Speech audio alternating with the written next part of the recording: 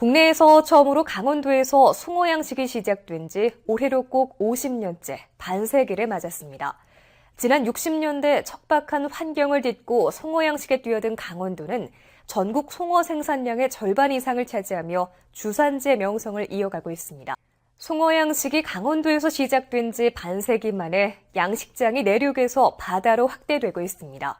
하지만 송어 양식 산업의 경쟁력을 갖추려면 생산량 증대와 가공식품 개발을 통한 판로 확대 등이 시급하다는 지적이 많습니다. 권혁일 기자입니다.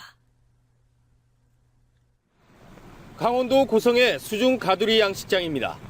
동해안에서 처음으로 송어 2만 5천 마리가 바다에서 길러져 두세 달 뒤면 출하됩니다. 인근에선 바다 송어를 육상에서 시범 양식하는 사업이 진행 중입니다. 바다 송어는 민물 송어보다 식감이 좋고 성장률도 배 정도 빠릅니다. 대형어를 생산해서 양질의 송어를 생산할 수가 있고요. 그렇기 때문에 세계적으로 해수에서 기르는 것을 지금 대단히 많이 연구하고 있고요. 송어 양식이 시작된 지 반세기가 됐지만 수산물 경쟁력은 그리 높지 않습니다. 송어 양식 산업을 한 단계 도약시키기 위해선 무엇보다 생산량을 늘리는 게 시급합니다.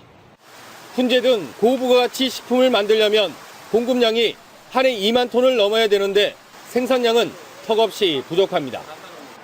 20에서 30년 이상 노후된 민물 양식장이 많은 데다 새로 도입된 바다 양식장은 투자비 부담이 높은 게 문제입니다. 강원도뿐만 아니라 국가적인 차원에서 그런 해수 양식과 가공식품의 개발에 대한 사업을 좀 지원을 해줘야 되지 않을까. 강원도는 동계올림픽을 앞두고 송어를 대표 수산물로 육성하는 방안을 강구하기로 했습니다. KBS 뉴스 권열입니다. 1965년 미국에서 강원도를 건너온 무지개 송어알입니다. 당시 송어알 10,000개를 부화시켜 어미송어로 자란 것은 전체의 0.15%인 15마리에 불과합니다. 처음에는 양식 기술도 없고 또 이 사료가 개발이 안 됐어요. 그래서 양식 기술과 송어 먹이 사료가 없다 보니까 좀 실패를 했죠. 거듭된 실패를 딛고 2년 뒤 송어 양식은 본궤도에 오릅니다. 강원도에서 처음 시작된 송어 양식은 전국적으로 양식 산업 열풍을 가져옵니다. 1970년대 한 해 100톤에 그쳤던 국내 송어 생산량은 해마다 증가해 지금은 3,000톤 이상 생산되고 있습니다. 지난 2008년 평창 송어축제를 시작으로 전국에서 송어를 주제로 한 축제들이 잇따라 열리면서 송어 생산량도 늘었습니다.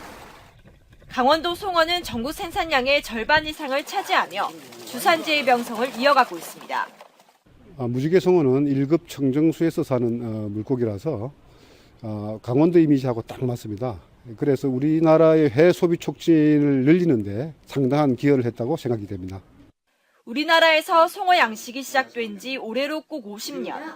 우리나라 수산업의 한 획을 그은 송어 양식 반세기를 되돌아보고 자축하는 자리가 성대히 마련됐습니다. KBS 뉴스 김보람입니다.